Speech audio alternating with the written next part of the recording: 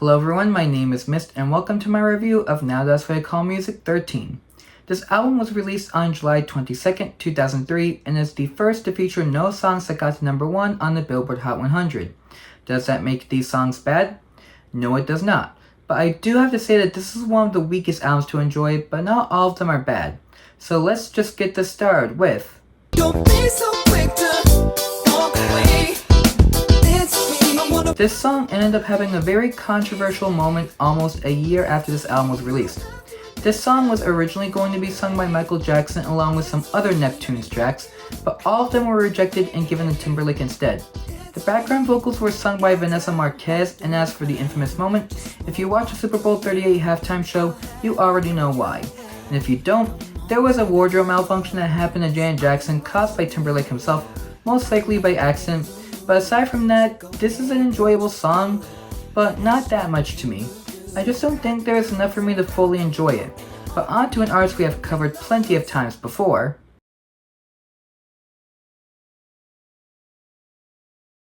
This song has not aged well, especially in recent news. The whole album this song was on was written with Ben Affleck as the inspiration. This song is about finding true love and contains a sample of the 1986 song PSK What Does It Mean by Schoolie D. In my opinion, it starts off slow but it kind of picks up as the song progresses and gets more enjoyable as the song keeps going. It is different from other songs that she has released, but it is not a bad song and I think that it can work depending on how you feel.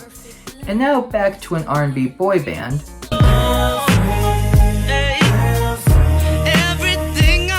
I couldn't find much background on this aside from the guy who wrote it, which also makes me realize that most of B2K's songs are retired from Omarion's live shows for obvious reasons.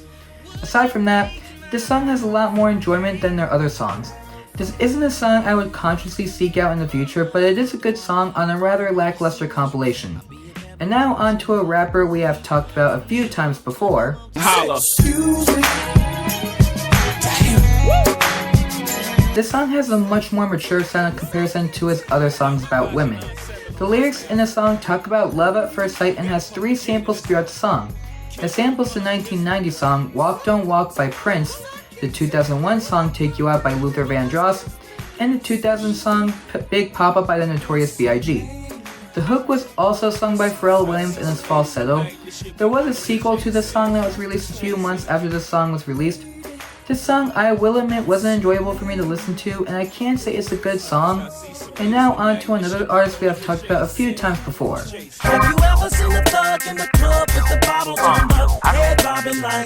I can't believe the same evil artist has to come up twice in this review. This was originally going to be given to R. Kelly, but after the allegations against him came out, the song was given to Genuine instead because of his hedonistic content. I do like the darker sound, but it hasn't appealed to me here as the other dark songs I have covered did. It just seems a bit generic sound-wise to me in terms of rap, and I can't really get into it. However, I can't deny that Genuine is a good singer, and Birdman, who goes by Baby in this song, is a good rapper.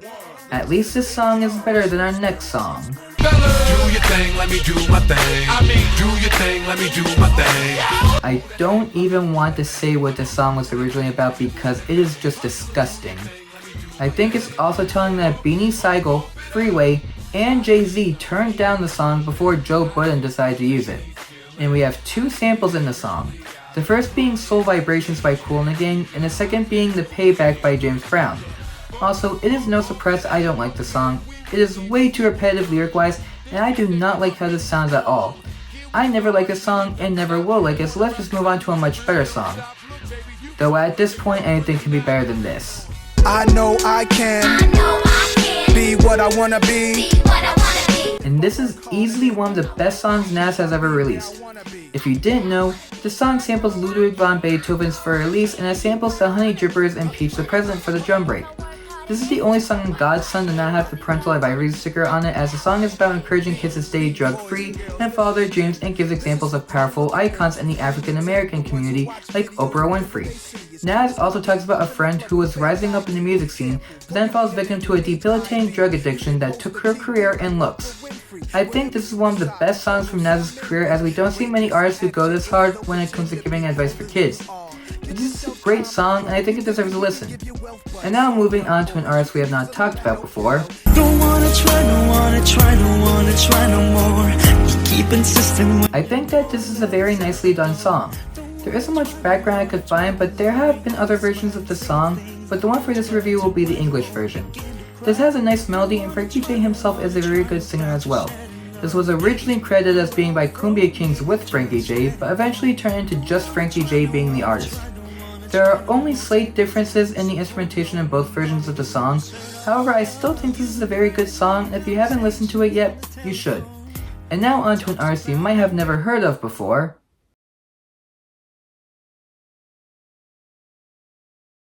I think that Bedingfield himself doesn't like the song. He considered the song cheesy and said that writing something more complex would not get him a record deal. Bedingfield said that commercialism, sappy lyrics, and meek tunes are the things he hates the most, and wrote this song after listening to a Westlife song and trying to make it similar. He also didn't want to put this on his album, but his sister, Natasha Bedingfield, loved the song. And now we have this song about unrequited love, and I think it actually sounds good. It has a nice sound, and Bedingfield has an enormous high tenor range I have heard few males do before. The thing that brings the song down is the fact that Bedingfield himself doesn't like the song, and I believe that if you are not happy with something, then it is not worth putting out into the public. But otherwise, I think this is a good song. And now on to a cover song, which is something we haven't talked about in some time. Don't it always seem to go that you don't know what you got till it's gone? If you don't know, this was originally sung by Joni Mitchell in 1970. Originally, this was a song hidden in Counting Crows' Hard Candy album and didn't include Vanessa Carlton until it was to be featured in the film 2 Weeks Notice, meaning that the two acts didn't even record this together. This also has a small lyric change in that instead of Took Away My Old Man, Counting Crows changed the lyrics to Took My Girl Away. I'm not that impressed with the song as I feel they could have done more with the sound, and I don't like the fact that Vanessa Carlton is just there for backing vocals when she has such a nice voice. I wish there was more to say about this song, but there isn't. And now on to an artist we haven't talked about since last year. I just wanna feel real love, feel the home. The song was in the works years before its release. Williams himself stated that most vocals are from the 1999 recording, as when re-recording the vocals, he said he couldn't sing as well as he did back then. However, I still think this is a good song. This has a different feel than Millennium did, and I like how it sounds more. Also, Williams extends his voice really well in certain parts of the song, and it gives me the feeling that it would be hard to sing in real life. I do enjoy this song, but there are better songs from him, but this is better than Millennium was. And now on to another artist we are seeing for the first time.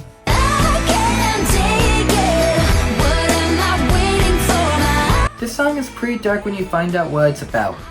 This song is written from the perspective of a young girl who is in a relationship where she is not being treated right. This song is also meant to encourage girls that God has a plan for their lives and they don't need to feel stuck in these relationships. Unfortunately, I don't like the song that much. It sounds like a pop song with slight undertones of rock music and it doesn't sound appealing to me. Also, she has better songs in the future, so I will have to wait till then to hear a good song from her. And now on to the child of a really famous singer.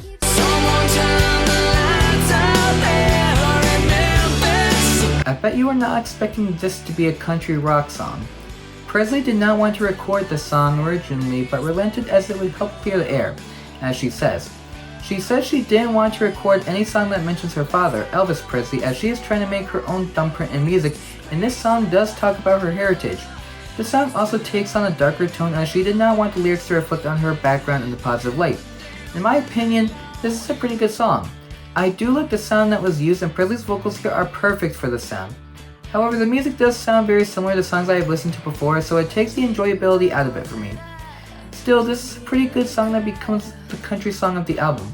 The last 6 songs are all rock songs, and for the first of the 6, this is probably not the first song you think of when you hear this band.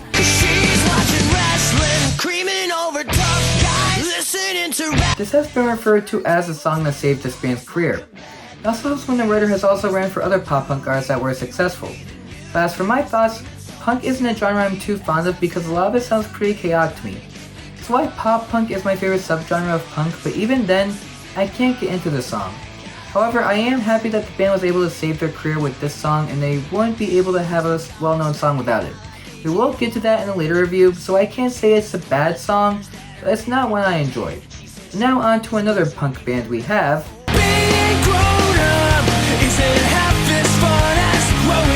Here is another band that had a more popular song later on.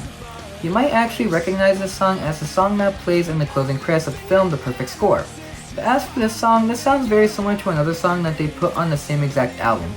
It's a good song, but the fact they released another song that sounds very similar to this one is not a good sign.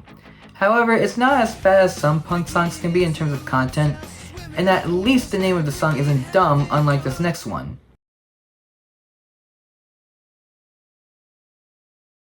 And yet, the lyrics tell a different story. So the lead singer of Sum 41 wrote this song after learning that one of his friends contracted HIV, and the lyrics are the lead singer's feelings towards it. Once again, I like how this sounds, as not many punk songs can grab my attention like this, and it actually sounds decently well done. I will admit there are songs I would wish to talk about from the band in the future, but if this is the last we see of Sum 41 on these compilations, I am not complaining. Now for a rock song that has not punk, we have Much like suffocating. Once again, we have a song darker than I originally thought. I don't know if this is correct, but this song is about swallowing your emotions in a toxic relationship to please your partner until you choke on them, enjoying the pain and thinking it's love. And for some weird reason, I found out that this song was included in the video game Donkey Konga 2. As for my opinion, personally I like the previous song The Red more. I have a feeling that the reason why is because this is more subdued with its instrumentation and vocals of the lead singer. I don't think it's bad, but I do think it could have been better. And now on to a band we have seen plenty of times before. And I know you feel helpless now. And I know. Just so you know, I did not find any background on the song. The only thing I found was that it's the only single from Away from the Sun to not be included on their Greatest Hits album from 2012. I think the song is actually pretty good, and it sounds like something I would expect from this band. I do think there are songs that are better than this, but I do think this was a good song, and if you are a fan of this band and have not heard the song, I recommend listening to it. And now we have a band that we have never covered in these reviews with a song that is weird in its sound.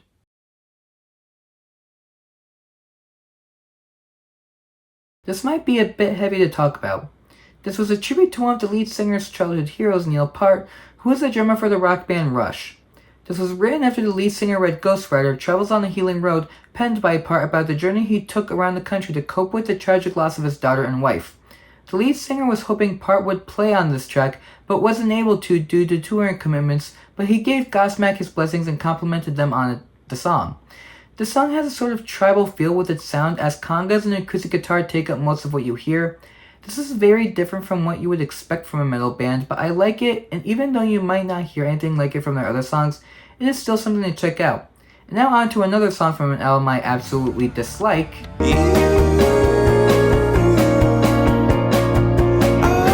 I think I made it apparent how much I don't like A Rush of Blood to the Head the last time we talked about Coldplay.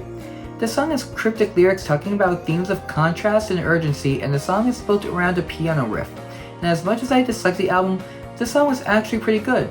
It is probably the best song on their album and doesn't sound as grating to listen to as the rest of the songs on the album. However, it doesn't help as the song has the same existential themes as the rest of the album. But if you want a good song from a bad album, this is the one I would recommend. And that is it for this review. And honestly, this was a mixed bag, but there were still some songs on here to enjoy.